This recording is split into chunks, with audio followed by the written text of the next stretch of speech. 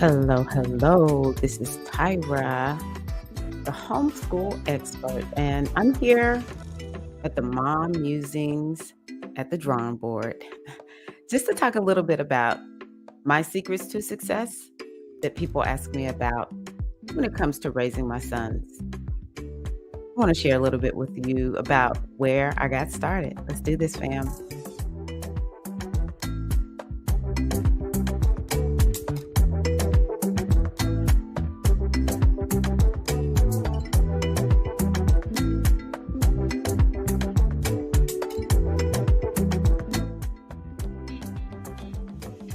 All righty. So, this is my first installment. I've made multiple videos about homeschooling. When the pandemic kicked off, I became a very famous person in my community because everyone knew I was a homeschooler. And so now that my sons have been graduating and having very much success in college and beyond, I want to share more because people want to know, what is it that you did? So I just want to start off by sharing a little bit of that. Again, my name is Tyra. I am a veteran homeschooling mom of 16 years. I'm actually retired. I had two sons, and so the last son graduated in 2021, and so now I am retired. But I did homeschool my sons K through 12, and I was a part of La Leche League, for the entire time that my children were young and nursing. And so, one thing I know is mother to mother support is something that matters. We live in a world where, the experts typically are people with degrees. I do have degrees. Don't get me wrong. I value degrees. I value science. Okay. I am somebody who says, hey, the people who are taking the time to do the research, I respect you. However, there is a lot of respect that needs to be put on mother to mother support. And so, as a homeschool expert, as a parenting expert, I am an expert because guess what? I raised two sons. And so, I know the value of um, having other moms talk to you, other parents talk to you about what is it that we need to do in order to be as successful as possible with our children? So that is really what the Mom Musings at the Drawing Board is all about. It's about that mother to mother support. I want to always, now and forever, honor my husband, Craig, who is the other half of the success of my children. When we think of about it from a parental standpoint, of course, my husband is a Christian. He would always give honor, praise, and glory to the Lord God Almighty Himself. And I am very spiritual, and so I know it is, for sure the help of the universe and my guides that I honor also. I'm someone who honors the ancestors, so I stand on the shoulders of my ancestors, along with a beautiful community, starting with our family of origin, the grandparents, the aunts, the uncles, the cousins, and then our family of choice, which includes our close community of friends and just the greater community at large. There's so many people who have touched my children's lives. So I don't act like that what my success comes just solely from me, but I am going to share my strategy and what I have done. My part is what I always say. I'm going to share my part and what made my children very successful. But please know this was it's a lot that's involved. And so that, I guess, maybe that's the first lesson, that it's important for us to understand that children getting from the womb to young adulthood, it happens with a whole lot involved. Okay, a lot is involved. Let me also not disrespect my children. because let me tell you, my children are intimately involved in their success, and that might be a lesson that is very important for parents. I am very fortunate that I am, I guess, somebody who, like I said, I value research and I value studying and learning new things, and I'm always open to see, is there a point of view or something that I can do that would help me along my path? And so one of the things I started out with is when I was pregnant, I read a lot of books, and I am very earthy. You would call me crunchy back in the day, is what we called it, very crunchy. And so I was more into a natural way of doing things. And so we are really starting in this talk about what are the secrets to my success. So it's a little bit stream of consciousness. I'm at the beginning stages of making this into something that is maybe going to be a regular podcast. So pardon me if I ramble a little bit, but I got you if you just hang in there with me. But anywho, have always been very crunchy and natural. And so I started with my first pregnancy learning about natural childbirth. And that sent me down a path of learning about indigenous women and how they connected with their children, and um, how they raised their children, how they gave birth. And so one book I love is Our Babies Ourselves. It's one of my all-time favorite books. Oh my gosh. This book, if you really want to know part of how I have gotten to the point with my children, my part in their being raised up is this book, Our Babies Ourselves, because it helped me to embrace the notion that babies are not born just completely blank slates, and they don't know anything, and it's like almost a little bit disrespectful now that I think about it. It is like unwise to think a baby isn't born with some innate wisdom. I want you to consider a child is very similar to that acorn. I love this notion of an acorn has everything in it. This little acorn seed has everything in it that will create a great, big, powerful, mighty oak tree. And when we think about oak, it's such a strong wood, right? It's a very strong tree, and they're so old. And we can just see all these old oak trees, and it just, for me, trees have wisdom in them, right? And that's a little bit of wisdom that we can take from the trees, that the same as that oak tree is the same as these little humans that are born. You are that little human also, born with everything in you. What does that oak tree or that acorn need to begin to, you know, take root and then create the small little tree? I'm not all like versed in biology or whatever, but I know there's like the seedling, and then it just starts growing and it gets bigger, and that wood every year it just gets more and more strong, and then all the branches, and then all of the roots, right? All of us are the acorn, and that is our children. And we have to think about what is it that we have to pour into our children that will allow them to grow and become what they need to become in order to, like, for people to say to me, "What did you do?" How are your children so amazing? And I just taught myself, I decided I'm going to learn really what is best for children, not what's best for me. This is one of my key lessons for you. I don't do what's best for me. I do what's best for my children. That's what I always did. Even if it meant I'm going to change. Even if it meant that I was going to be bucking up against a whole, culture that is like, get that child off of you as soon as possible. You want them to be independent. Don't be holding that baby. If you pick that baby up, every time that baby cries, you're going to have a clingy baby. You're going to have a whiny baby. You're going to have a fussy baby. Nobody's ever going to be able to do anything with your baby. You need to spank your children. Oh my gosh.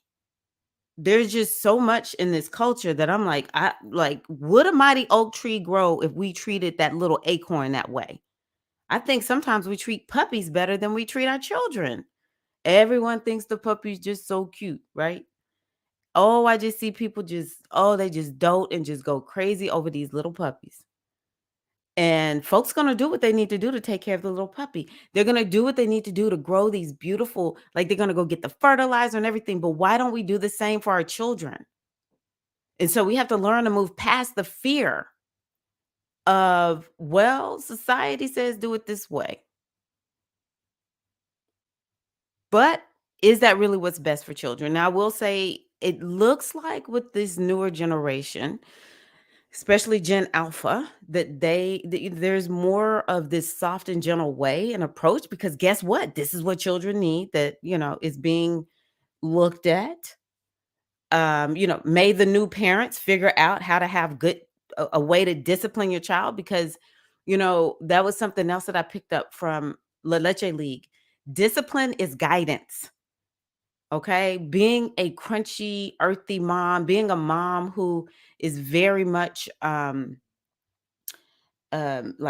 I was one of those all in kind of moms. I still am. I tell people all the time, I'm all in, no matter what phase my kids are in.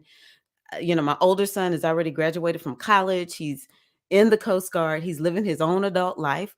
I'm still all in. Am I talking to him every day, texting him? Do I need to know his business? Not at all. But I tell you what, when he needs his mom, I'm there. He doesn't need me much, but if he ever needs me, 100 all in, right? So I'm that all in kind of mom. And so, you know, but that doesn't mean I didn't guide my children. That doesn't mean I didn't have boundaries for my children or I just let my children just run amok when I was like, you know what, maybe this child's brain isn't fully developed yet and I need to be the adult in the room. So, I really need the young parents to understand we gotta understand how do we, have this loving approach, but we also are the adult in the room. Okay. That's something I'm just noticing. And I'm gonna sound old in saying this. Do not capture every moment and post it publicly. You can capture them, save them for the baby down the road. But stop putting your children every little thing about your child online. Because one day this child is gonna grow up and their stuff is already out there without their permission. A little bit is okay, but too much, not okay. Um, so we need to figure out what works for our children. And that is what I did. Starting very, very young, I decided that I was going to be a guide and I was going to do what it took. And so things like holding my children when they were infants all the time. I carried my children all the time. I'm fortunate that I was able to stay at home with my children. That was a decision my husband and I made.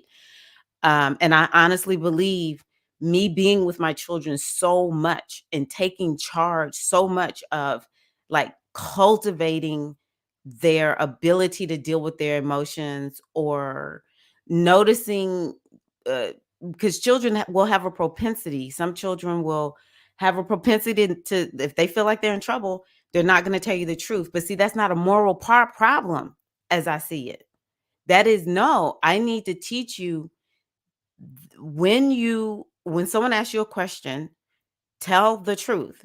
And you just have to keep talking to the child and drilling that in their psyche.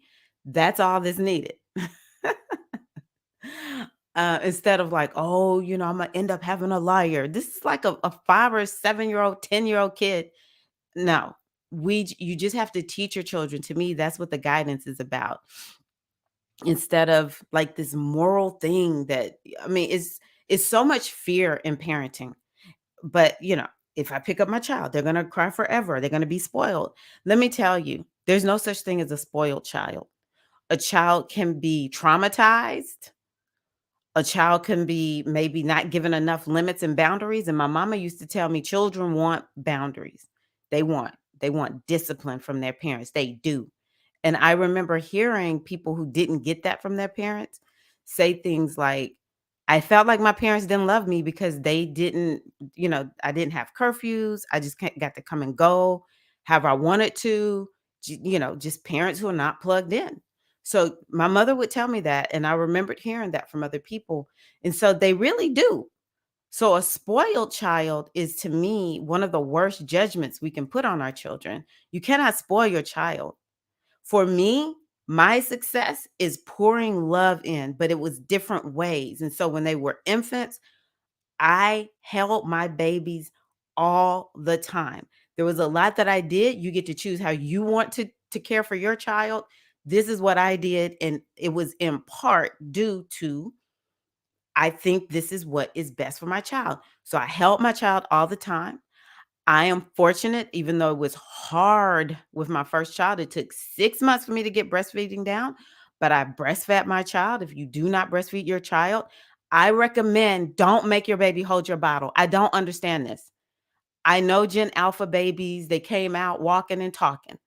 But hold that baby's bottle. Look at that baby in their eyes when they're nursing on that bottle. That don't just see it as bottle feeding, see it as nursing. Breastfeeding, yeah, we say breastfeeding, but I call it nursing. Hold your baby when your baby eats. When your baby really doesn't want to hold their bottle, you will know it. They just will be like, they'll be fidgety and they just won't want you to hold it. But early on, don't prop your baby's bottle. Stay there, hold your baby. That is the difference to me with people who nurse their babies with a bottle and babies who nurse their babies through breastfeeding. Breastfeeding moms we have to hold the baby. So hold your baby. Doesn't matter how your baby gets nourishment, in terms of the milk that they drink. Hold your infant. That is the beginning. That is the beginning for me. I did what is called um I don't know why it's living. I don't like this term, but it's called EC. Okay, EC. I got my terminology together. Elimination communication. Another way of thinking about it is called infant potty training. I don't like the word potty training because my thing is this: we are the one that trained them to use the diaper. So my thing is I want to help my child learn how to use the potty instead. It's so much more gentle. See, for me, part of my secret is what's the most gentle way I can deal with this little tiny human whose brain isn't fully developed and they are so dependent on me for everything. Even when they get up and they start walking and talking and they can feed themselves, especially once they get 2 and 3. Earlier, I know earlier too, but they just become so you can just put the food there and you just can go and just be there with them in the room while they eat at that time, but they still need us so much, right? And so even when they get older, when it comes to homework or learning how to do something new, what is the most gentle way I can help them and not be a bully? I'm in the United States. I just see USA parenting is just so hardcore and bullying. It just reflects the violence that this nation was founded under. And so what we want to do is to find that gentle way. And so I just think it's important to that's one of my secrets because I kind of lost my train of thought. My secrets was what is the most gentle way I can help this child understand. That doesn't mean that I didn't sometimes have come with a little bit of fire and heat. Because I did. You can ask my kids, I could get that way. But for instance, my mom would yell at us, and she typically only yelled at us once we were just totally out of control, and she had asked us multiple times to do things.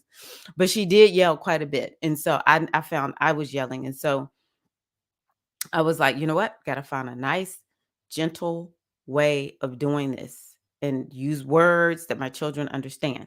So it's so important for us to think about what does that little acorn seed, i.e. child, need that will best help that child to grow. And so another thing that I'll share with you all is that I decided I wanted to make sure that I honored each child. I wanted to make sure that like the first child was different from the second child. And so I couldn't treat them both exactly the same because I had to honor their personality. So this one parenting fits all. What is this? This does not make sense to me. Or the other thing is just because my mom and daddy did this to me when I was a kid, it worked for me, so I'm gonna do it with my children, i.e. spank. I am opposed to spanking children. My thing was this: I'm not spanking anybody else's child. I ain't gonna hit my child. No, no, no, no, no, no. If I can get other people's children to do what I want them to do without spanking them, because I would never imagine hitting someone else's child. I don't think hitting my child is necessary. If I surely I can get my kids to do what I want them to do because I know them the best. But anywho, um, what is it that really makes this child operate? And so with my first child, he was way more independent and he just has a different way of showing up in the world. And for me, talking to both of my children really worked. And then with my second son, he was a little bit more of like attached to me and just super easygoing. And then when he went through a rough spell, when he was a little bit older, maybe between like 8 and 12 or 9 and 12, something like that, he was it was a very challenging time. His behavior was really challenging me. And so I had to figure out 2 different ways of dealing with him. I never even fully figured out that time where he just seemed angry for no reason. I could not figure out why is this kid so mad? Even he says, "I don't know, it's just a phase. I don't know what happened, mom." So I had to even with him, I had to have 2 different ways of dealing with him because when he was easier going and once he turned about it was really about 14 is when he really just toned it down that I could revert back to easygoing, his easygoing way and that parenting style. So that's another thing that I would say is very important. And if you have a child who seems challenging and difficult and so different from you, you just have to figure it out. My thing is, what do I need to change in me? Because parenting, honestly, I used to say mothering is my path to healing and spirituality. And so, I used it as personal development. How can I become what this child needs me to become? This is one of my greatest parenting secrets. How can I become what this child needs me to become? And it was different things over time, but there were just some tried and true, ways of being that worked for each child as they got older. Um, so I just adjusted myself and I began to realize, there were some ways of thinking that I would have to let go of, especially being embarrassed. I think that's something that's really important for parents. We just get so embarrassed by our children. Why? Children are just being children. And my thing is, as long as I know I'm being on my job, I'm going to have to wait for my child to get on board, right? um, you know, just beating our children or fussing at them because they're yelling at the store, just take the kid out the store or don't take the kid to the store. If you can leave the child at home, and I know it's not possible for everybody or all the time, but if you can leave that child at home, leave the child at home. There was a time when I never took my kids to the grocery store until they got older because it was a train wreck. And then I was like, it's just not worth it. Um, or I began to realize these are the times when my children do the best when we go to the grocery store. So, it's like, what can I do? How can I just cultivate? It's all about cultivating this child. And for me, I had to cultivate some better things inside of myself. I had to care about myself more. I had to be gentle with myself. Also, it's kind of like the way I treat my children. I had to treat myself that way. And so this is the first little part because I don't want these to be too long. This is the first little part that I'll share. It's the root. Oh, what last little bit. Thank you. I need to share one last thing. So when I was 27 years old, my mother died. I was devastated, and I had been married for about 3, 4 years at that point, and I was just devastated. First of all, that my mother had passed, and then when I was pregnant with my first son, I was devastated that my mother would not be there.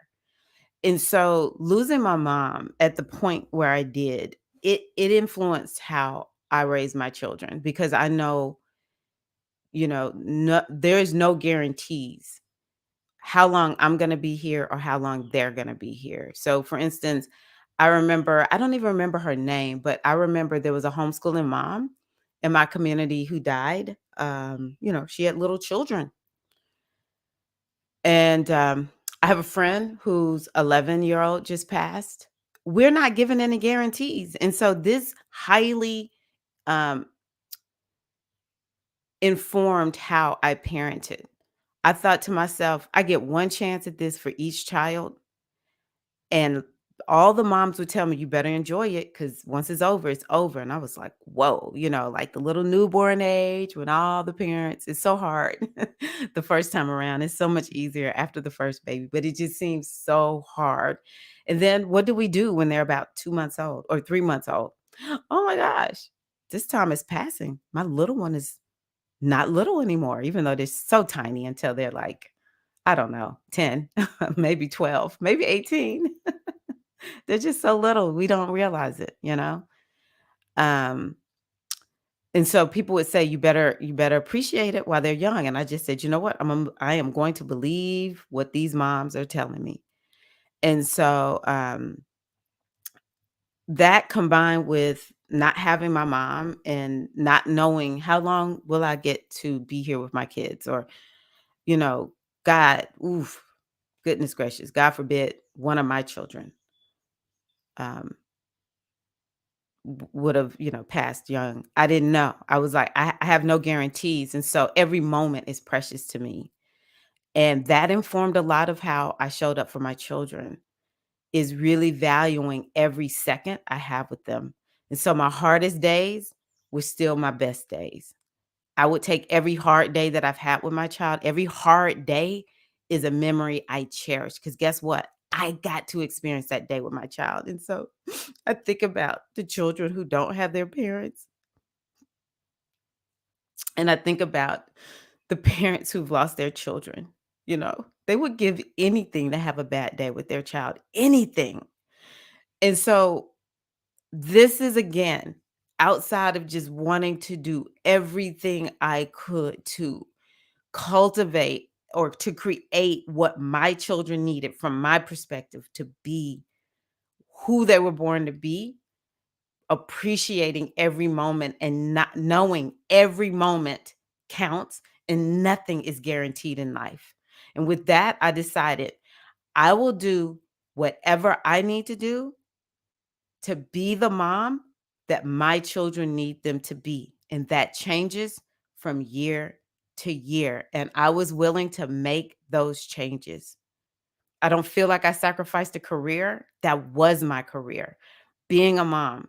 And if you work outside the home, which I did have a part-time job, but my full-time job was being a stay-at-home and homeschooling mom. But if you worked outside the home and you're a mom, you got two full-time jobs. Okay. I know other, dads, you might be listening to this. I typically don't talk to the dads. I talk to the moms, but you got two full-time jobs. Okay. So we oh my gosh, it's an honor and a privilege. You will always hear me say that. It is my honor and privilege to be mom to my two sons. And so I hope that this is helpful. And yeah, I'll talk to you in the next recording. Peace. Thank you for listening.